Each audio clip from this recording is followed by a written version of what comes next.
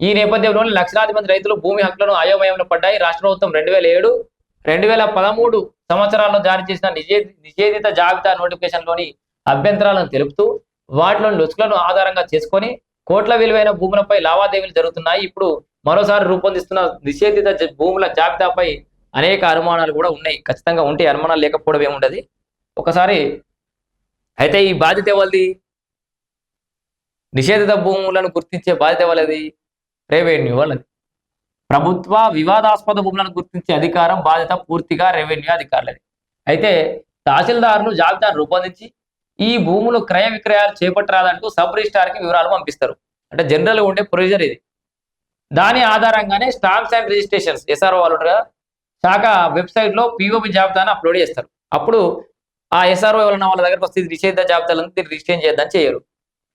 తాజాగా కొందరు తహసీల్దారులు ఈ లిస్టును తయారు చేయకుండా సబ్ రిజిస్ట్రార్‌లనే వివరాలు ఇవ్వాలంటూ అడుగుతుండటం నిర్లక్ష్యానికి అద్దం పడుతుంది. మాకు కలెక్టర్లతోటి మీటింగ్ అయింది. నిషేధిత జాబితాను రూపొందించమని చెప్పిర్రు. Section 22A, 1A, 1B, 1D, 1C, 1E ప్రకారం నిర్దేశించిన ప్రొఫార్మాలో ఇవ్వాలంటూ సబ్ రిజిస్ట్రార్‌లకు కొందరు తహసీల్దారులు లేఖలు రాసిర్రు. ఇగో అలాగే